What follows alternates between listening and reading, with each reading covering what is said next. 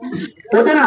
तेव्हा आपलं काय ठरलं होतं, कुठल्याही राजकीय पक्षाची इथं देणे घेणं नाही, बरोबर, कुठलीही संघटना नाही, आपण सगळे नागरिक आहोत, बरोबर। मग गेल्या 4 दिवसापासून सरपंचाला काय मिरची लागली? 4 दिवसापासून सरपंचाला मिरची का लागली?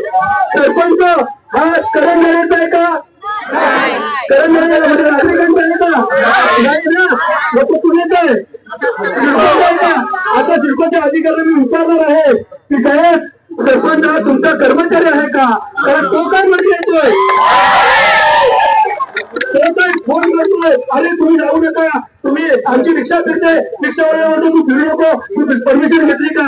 अरे करण जरे तुझ्या बापाचं नाहीये म्हणजे काय मालक झाला का? त्याची परमिशन पाहिजे का आपल्याला? आपण नागरिक आहोत ना, मला असताना जसे आपण सुरुवात केल्यानंतर इतर लोक आले, म्हणजे माझी सरपंच रमेश लांडे 2-3 मीटिंग आले, आपण काय घेतले का सोबत?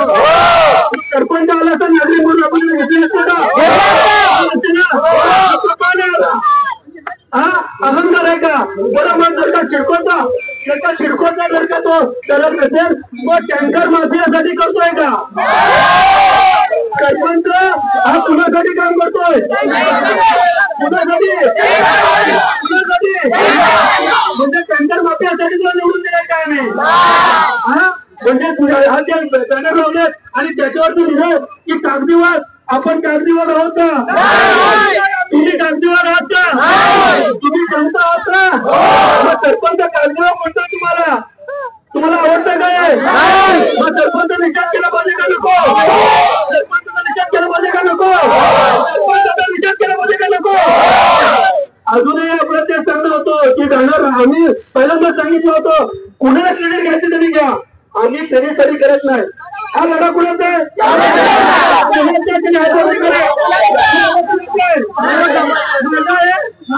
प्रत्येकाचा आहे की नाही? आपण आपल्यासाठी बांधतोय, पण सरपंच आपला नाहीये म्हणून तो आपल्याला नाहीये।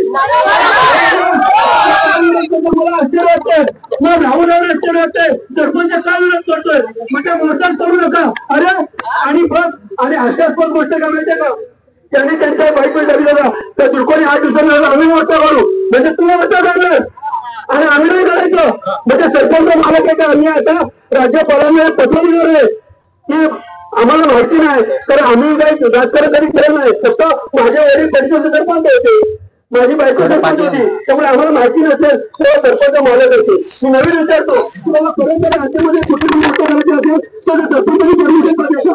तू सरपंचच करेल का? हे मला राज्यपालाला पत्र काढून विचारायचंय की सरपंचाला नवीन कायदा आलाय का की याचा नियोग निघतो सरपंचाला, तर सगळे त्याच्यावरती पॉवर बॅटरनी कर्मचाऱ्यामध्ये काही असेल तर सरपंच करेल। मी माहिती घेणार आहे, कमी आजार आहे, मला ही गोष्ट माहिती म्हणून माहिती घेणार आहे। आता सिडको पोलीस अधिकारी आम्हाला इथं आढळलं, आम्हाला सांगितलं सिडकोचे अधिकारी आलेले आहेत, सिडकोचे अधिकारी आले असतील तर त्यांनी यावर ठोस आम्हाला ठोसपणे पाहिजे आणि आम्हाला वरिष्ठ अधिकारी पाहिजे, कारण आधी काय बोलतात ते ऐकूया, पण त्यांचं काय म्हणणं ते ऐकूया, कारण आपल्याला ही जी लाईन चालू झाली ती कायमस्वरूपी पाहिजे।